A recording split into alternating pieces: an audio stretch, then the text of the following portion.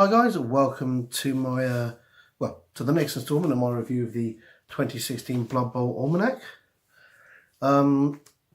This time I'm going to be going through the optional league rules. There are quite a lot of them, and they do add quite a lot of complexity to the league. Sorry, I just got something in my eye there. But a lot of them are quite cool.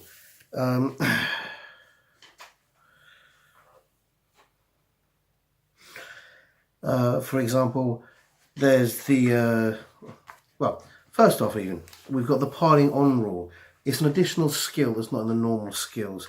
A player may use a skill after they've made a block or as part of a block action or blitz action, but only if they are currently standing adjacent to the victim and the victim was knocked down. You can use a team reroll to reroll the armor roll or the injury roll. Then the piling on player is placed prone in their own square. No armor roll is made for them, as this does not cause a turnover unless the piling on player is carrying the ball. The piling on player cannot be used with the stab or chainsaw rules. The piling on player with the loaning skill wishes to use piling on roll d6 on a 1 to 3. The team reroll is spent but they remain standing. Basically allows you to whack the boot in. It's quite a nasty rule, quite effective. It allows you to spend team rerolls on armor rolls, which against the right opponent is a really nasty one. In addition to that, you've got the sparring expenses. This additional rule restricts the earnings of high-level teams to provide a slight handicap. You'll have a bit of a handicap anyway because it costs more to replace. The higher you are, the more star player points it costs to advance. This is just something to bring some of the obscene teams back down. Now, once a team's value exceeds 1,750,000 gold pieces, you can hear my brain just ticking there, trying to know how many. It must deduct an amount from its winnings during step 3. Record the fortune and fame. I'm not going to go through the whole, but basically depending on how much money you've got, you deduct money from your winnings. The more money you've got, the more money you deduct from your winnings. The idea is it slows those teams down and allows other teams to catch up. In longer running leagues, sparring expenses can actually be quite useful. What they won't do is affect how awesome or cool the team itself is. They just reduce its ability to buy players, you've got a solid team, you may not be losing players, they may be well armoured, you may have all your apothecaries and that.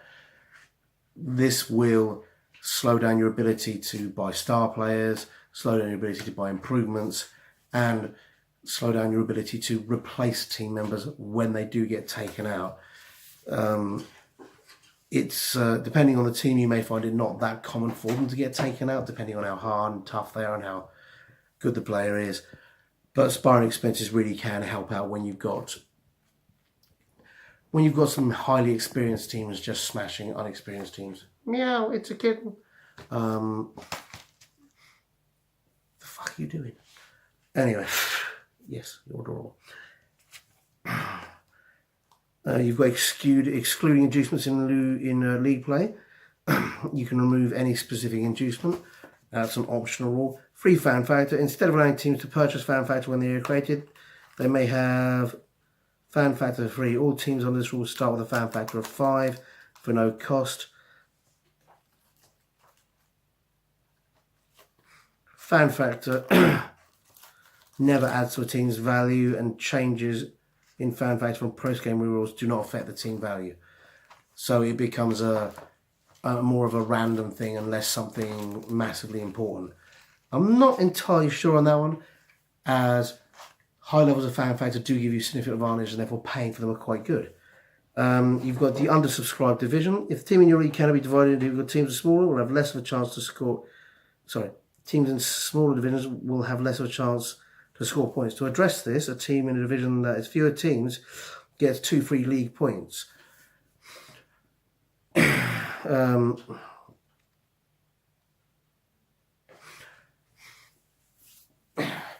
That's just a a common sense thing to make up for the fact that you can't play. If you're playing everyone twice, and you've only got 3 players in one of your leagues, say you got an 8, say you've got a 7-man league, and you've got some experienced ones, and for some reason you want to divide it into 2 4-man leagues, those guys will get extra points. Say you've got 15 players, you've got 8-man league and a 7-man league. Again, it gives them the option. It gives them a few extra points to counteract the fact that they can't earn all those points because they can only play 14 games as opposed to 16 games, which is quite cool.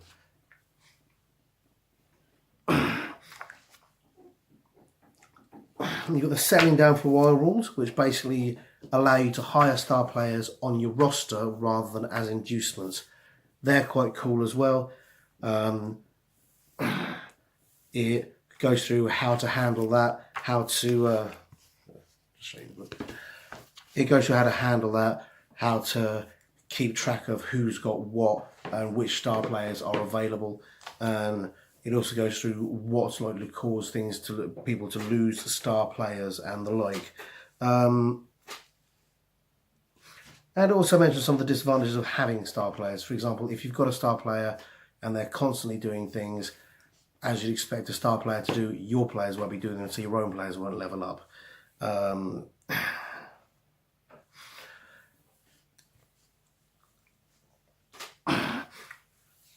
It also goes through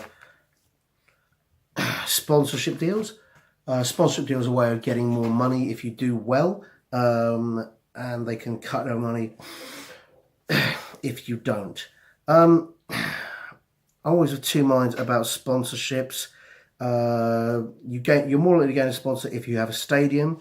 You're more likely to gain a sponsor if you won the game or completely destroy your opponent. You're more likely to gain a sponsor. Yeah, if you do well, it's nice and it's something that gives you a reward. But at the same time, it has an advantage to it as well. Sponsorships get you more money. They do have a downside, but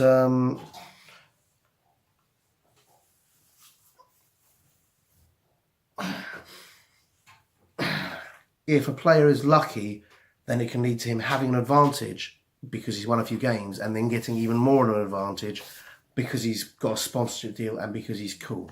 Now, this is usually the kind of thing you want to offset by having leagues. You have your Premier League or your Star League, where you've got your teams with your sponsorship deals and they're all doing quite well. And then you have your more beginners league or your journeyman league, where you're the guys who aren't that good at players, aren't getting sponsorship deals, get the option to play against players at more their spec.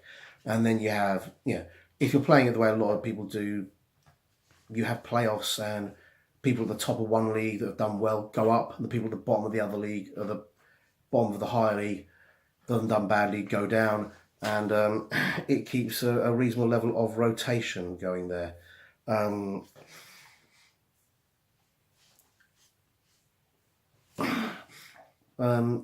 So yeah, that's cool. As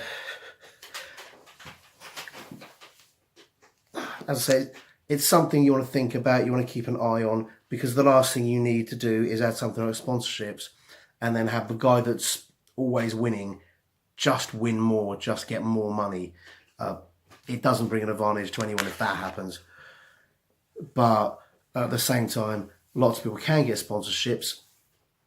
And if you've got your league sorted out so people are playing to their skill set, so people are getting wins against everyone, it can give lower teams a little more money and allow them to catch up, which is cool. You also have major sponsorships. The major sponsorships, there are 4 of them in this book. I'm sure in the new Spike magazines there'll be more coming out. There is talk of another Almanac coming out, which is one of the reasons why I started reviewing the first Almanac. So I'm sure any additional stuff will be in there. The major sponsorships give you specific advantages and specific disadvantages. For an example, McMurty's Burger Emporium sponsors McMurty's Merc Gladiators. You get, what is it? At the start of each half, roll a d6, and a result of 5 or more, the team gets an extra reroll, because McMurtry's are throwing a lot of money at them. Sorry, actually, because the McMurtry's are catering so well. The disadvantage is you cannot improve their movement or agility characteristics while playing. I like the major sponsorships because they're much more defined. You get a specific advantage and a specific disadvantage rather than the standard or ongoing sponsorships where you get more money to spend, but a player can be knocked out for a game. With that one, as I say, if you're unlucky, if one person's lucky, they get a ton of money, and a good player can take a sponsorship deal or an ongoing sponsorship and work into a lot of advantages that they want by buying loads of extra stuff. This doesn't give you money. Instead, it gives you a defined advantage and a defined disadvantage. I actually much prefer these. Then it goes into Blood Bowl stadiums, which are the optional rules for playing. First, you have what type of problem there is with the stadium, what type of stadium it is, whether it's a stadium with an odd surface, whether it's a luxury stadium. Then you have several pages of far more detailed D6 roll charts. Sorry, that's a D6 table. These are also D6 tables, each one giving advantages and disadvantages. For example, unusual playing surface. You've got uneven footing or astrogranite. Solid door stone. If the ball bounces into an occupied square, it will bounce one more time. In addition, add 1 to the result of the injury roll while playing on polished stone. You've got that's quite a disadvantage. Yeah, that's quite a disadvantage. You got Rough and Ready Stadium. Actually, it's got some nice stuff. On a 1, you get an apathetic officials, which means each team gets a bonus bribe. Or you've got poorly built dungeons. Every time someone goes into a dungeon, you make a roll and there's a chance they can get back out. So people who fouled can get back out into the game, which is rather cool. If you want a bloody game. Then you've got resonance. If you play in a stadium and you like that stadium, you can try and become a resident of that stadium. Again, a lot of this stuff, it's cool, it adds more flavour, it adds more complexity. If you're a commissioner, anything which gives permanent advantages is something you have to watch, because what you don't want is for 1 or 2 players to get so far ahead that it's hard for other players to catch up. As I say, divisions within leagues help with this a lot, but it shouldn't get to the point at the end of any league where there are people who feel like there's no point playing, where people look and go, I've got to play, Salty McBugnuts and he's just going to stomp me. Look at all the advantages he's got. And again, yes, inducements help with this, but it's something to be aware of, that particularly if like previously you've looked at some of the inducements and gone, I don't want that in. How you're going to counter somebody just having a shit ton more money and a stadium that works for them, and so on and so forth. The amount of advantages stackable for a good player are something you need to be aware of, and aware of how they can be potentially misused. That being said, home stadiums are just a ton of fun. You don't always play at your home stadium. You get to buy a stadium where... Yep. As long as it has a special attribute, you can try and buy it. Even if that special attribute isn't a positive one. Dwarves like taking the stone stadiums because they're dwarf stadiums. If you just want to buy a stadium that matches your map, that's quite cool as well. In addition to making your home stadium, you can actually buy the stadium outright. That has... that has the advantage that when you're playing a stadium, if you lose games and when you're playing and you have a home stadium, if you lose games, you can lose the stadium. Buying a stadium prevents that happening, but it costs you a lot of money. Also, they've got a nice little chart. If you buy the stadium, you then want to sell it to get a different stadium, say because the advantages are working for you, or you just fancy a change. There is a chart to see how well or badly you sold your stadium with. Finally, we've got a lot of fun here with the famous referees. We've got a bunch of different referees you can include in your game. There's 4 here. I imagine there's going to be more in future Spike magazines. You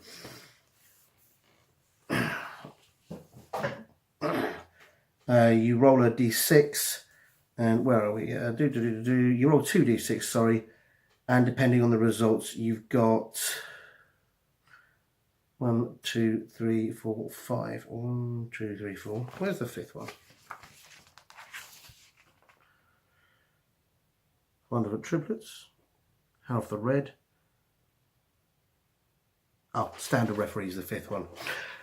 And sorry, just going 5. Hang about, I only see 4 refs. But again, I like this because each ref has a set advantage and a set disadvantage. Yeah, there are reasons to have that ref, there are reasons to not.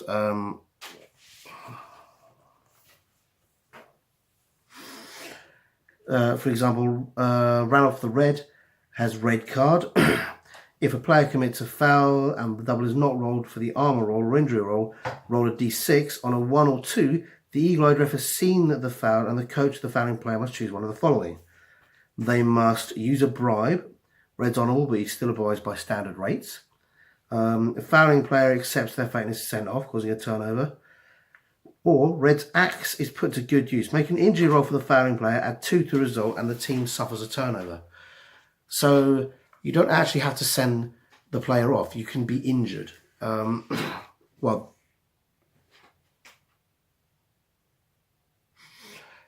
which is interesting. You make your armor roll, you make your injury roll. Your player could be killed by the ref, and that's nice. The head coaches cannot argue the call with Ranulph Red Haluki. Even the most devious coaches can't help but respect the charismatic Norseman. However, the get the ref result on the kick-off table still applies. Not because Haluki gets mauled by the crowd, they never stand a chance, but because he takes note of their displeasure and decides to go easy on the players for a while.